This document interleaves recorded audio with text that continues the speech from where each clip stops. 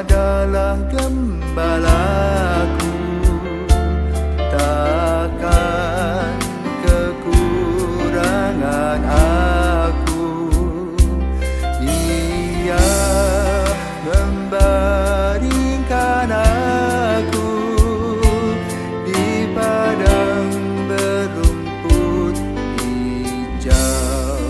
Saudara-saudari yang terkasih di dalam Kristus, selamat pagi. Salam jumpa lagi dalam Sabda Siap Saji, Jumat 12 Januari 2024, hari biasa pekan yang pertama. Mari kita berdoa dalam nama Bapa, Putra, dan Roh Kudus. Amin.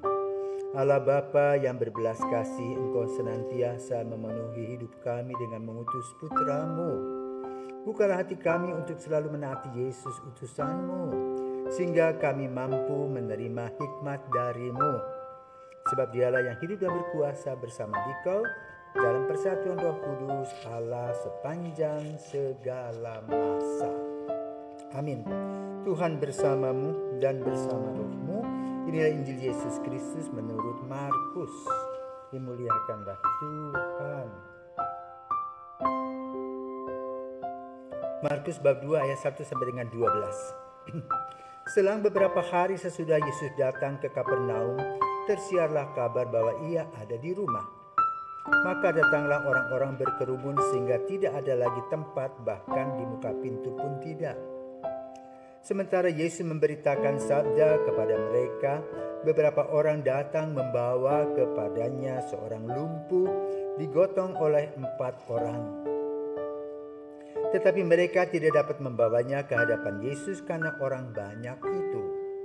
Maka mereka membuka atap yang di atas Yesus. Sesudah atap terbuka, mereka menurunkan tilam tempat orang lumpuh itu terbaring. Melihat iman mereka, berkatalah Yesus kepada orang lumpuh itu, "Hai anakku, dosamu sudah diampuni." Tetapi di situ juga duduk beberapa ahli Taurat. Mereka berpikir dalam hati, "Mengapa orang ini berkata begitu? Ia menghujat Allah. Siapa yang dapat mengampuni dosa selain Allah sendiri?" Tetapi Yesus langsung tahu dalam hatinya bahwa mereka berpikir demikian. Maka Ia berkata kepada mereka, "Mengapa kamu berpikir begitu dalam hatimu? Manakah lebih mudah mengatakan kepada orang lumpuh itu, dosamu sudah diampuni, atau mengatakan, bangunlah, angkatlah tilammu dan berjalanlah?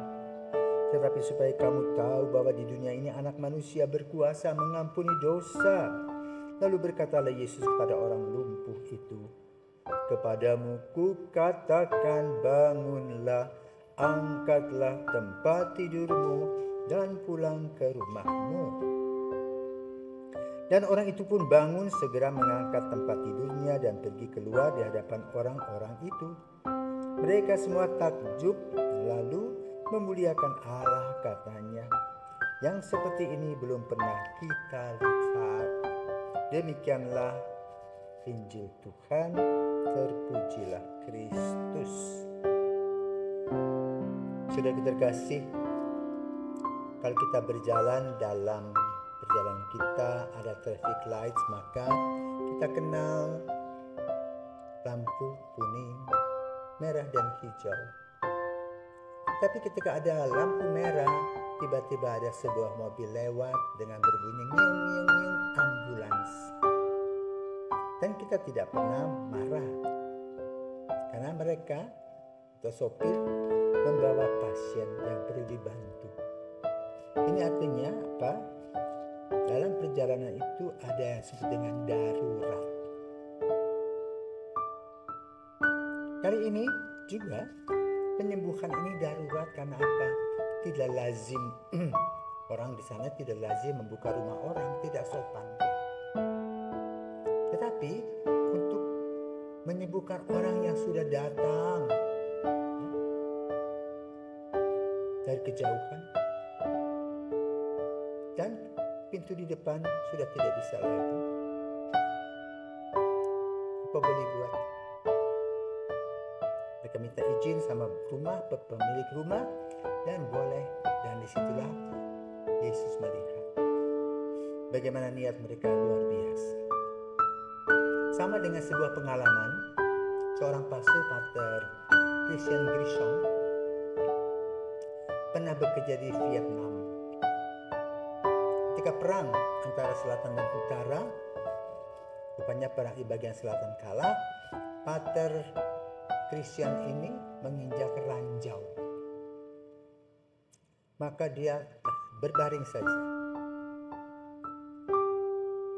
Tidak bisa berbuat apa-apa. Dan orang yang datang kepadanya yang ingin membantu dia adalah orang-orang kusta. Mereka menggotong pater itu berhari-hari sampai di kota Hanoi, dan kemudian pater ini diterbangkan ke Paris. Dan selama setahun dia di sana, dia diikat di sebuah ranjang papan. Tapi masih bisa sembuh dan akan bisa kembali ke bekerja di Bali. Nah, ini juga darurat. Nah, sekarang kita kembali kepada Injil. Tadi situasi darurat yang disetujui oleh Yesus. Sama seperti karya pastoral. Ada hukum kanonik, tetapi juga ada karya pastoral. Nah, bagaimana Yesus melihat? Yesus melihat dari struktur usaha mereka. Satu, bagaimana mereka datang ke situ dengan menggotong, artinya sudah memberi waktu, tenaga, pikiran, kelelahan, dan ingin supaya orang ini bisa berjalan kembali, pulang tidak lagi digotong tetapi dia berjalan.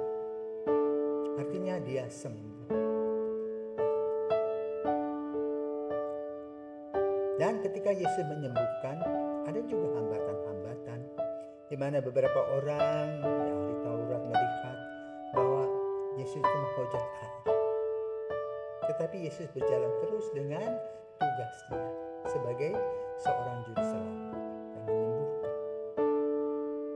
Maka kita pada zaman kita mengalami juga banyak kesulitan, masalah-masalah, dan kita kadang-kadang lumpuh, tidak bisa bergerak apa-apa, dan hal itu bisa berkaitan dengan masalah panggilan, bisa dengan masalah hidup perkawinan kita, bisa juga dengan masalah bisnis kita dan sebagainya, serta kesehatan.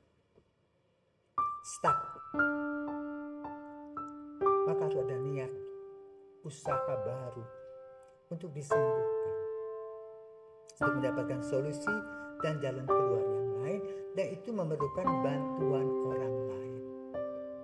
Kalau usaha kita mandek, tentu kita perlu dana segar, orang harus memberikan dana, tetapi orang harus percaya kepada kita. Kalau kita sakit, kita harus pergi ke dokter untuk mendapatkan obat dan terapi penyembuhan. Nah, kalau kita secara rohani mandek, tidak mengenal Tuhan lagi, tapi Tuhan Yesus sendiri urus, akan mengingatkan kita bahwa dia tetap makhluk ciptaan yang dicintai oleh Yesus. Maka Yesus memberikan tanda-tanda dalam hidupnya agar ia bertobat, agar ia berani membuka diri, agar ia boleh mengenal Yesus dari dekat. Sehingga boleh dikatakan disembuhkan dari kelumpuhan rohani. Kadang-kadang kita merasa doa kita tidak ada artinya lagi, hambar semuanya. Dan sebetulnya itu kita sedang naik pangkat, naik tingkat, untuk mengubah menu cara kita berdoa. Dan juga kita harus memperhatikan kembali dasar-dasar dari niatan kita. Apakah kita hanya datang, duduk, dengar dengkur di gereja, kita cuek bebek, atau kita betul membuka hati dan diri kita, sambil mengingat Allah turun jadi manusia, solidar dengan kita. Maka mari kita gunakan kesempatan emas di mana Yesus mengundang kita. Dia akan menuntun kita dan dia akan berikan kepada kita karunia-karunia yang luar biasa dalam bentuk penyembuhan dan sebagai manusia baru dengan semangat